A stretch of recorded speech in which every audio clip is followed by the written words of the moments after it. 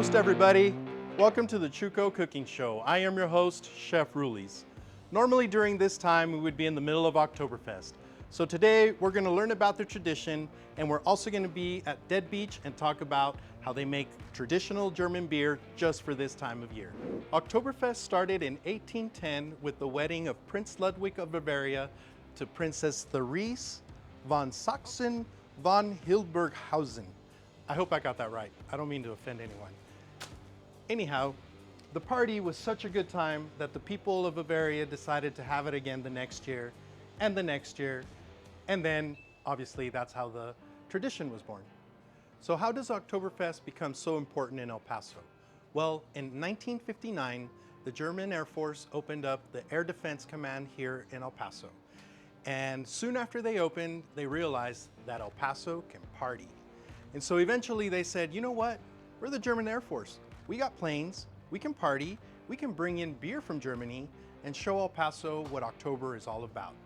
And that's how the tradition was born. And now we're still home to the largest Oktoberfest party in Texas. And now we're gonna meet my friends at DeadBeach Brewery who take Oktoberfest beer real seriously. So Gabe, would you mind telling us about some of the styles of beers that are available during Oktoberfest? There's definitely many types of traditional beers from there. Usually Oktoberfest beer, fest beer would mean they would sell it at the actual fest. Germany, they would have light beers coming from the north and dark beers coming from the south, so it was a little bit of a mix depending if you were into Spaten or Paulaner. A Marzen means March, and a Marzen was a amber-colored lager that was aged over the summer until Oktoberfest when they were actually able to tap. So back in those days, there was no refrigeration, so it was really hard for them to ferment during the summer. So they would end right at March, which would be kind of the last kind of beautiful season to brew lagers, and then they would wait all summer and then crack it open for Oktoberfest.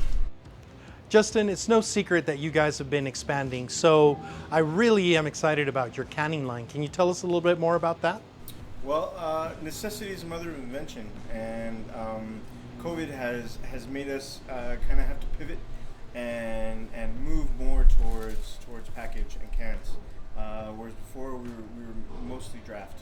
So yes, we definitely have a full line of cans coming out. Right now, you can only get our cans at the brewery. But soon enough, you'll be able to get them from corner stores and grocery stores and great places like yours all across El Paso and Texas. So Jason, we know you guys make amazing beers, but you also use those beers in your menu. Can you tell us more about that?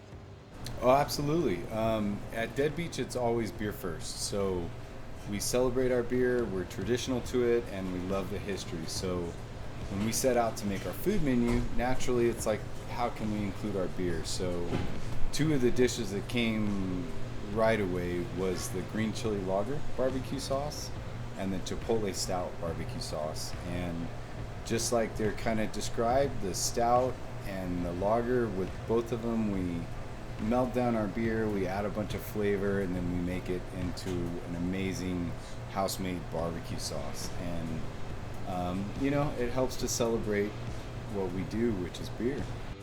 Definitely, and I had some of that barbecue sauce earlier, and it's spicy, it's sweet, it's so balanced, it's amazing, delicious on the barbecue. Your smoker is awesome. Thank you. Yeah, that thing was incredible. It's, as far as I know, it's still kind of one of a kind. It was designed and created here locally, and so, you know, we're making local craft food with our craft beer, but we go local as possible. So I love that our smoker is like from a guy on Donovan, you know, Brian from Black Knuckle Metals. I don't know if I should mention that, but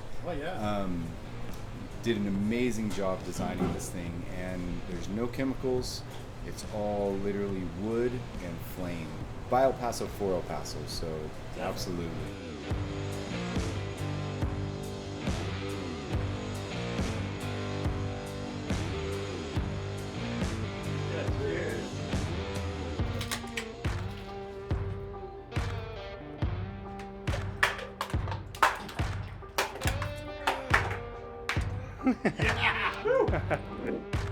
And there you go, folks, another episode of the Chuco Cooking Show. If you learned something or enjoyed it, smash that like button share, and subscribe. Prost!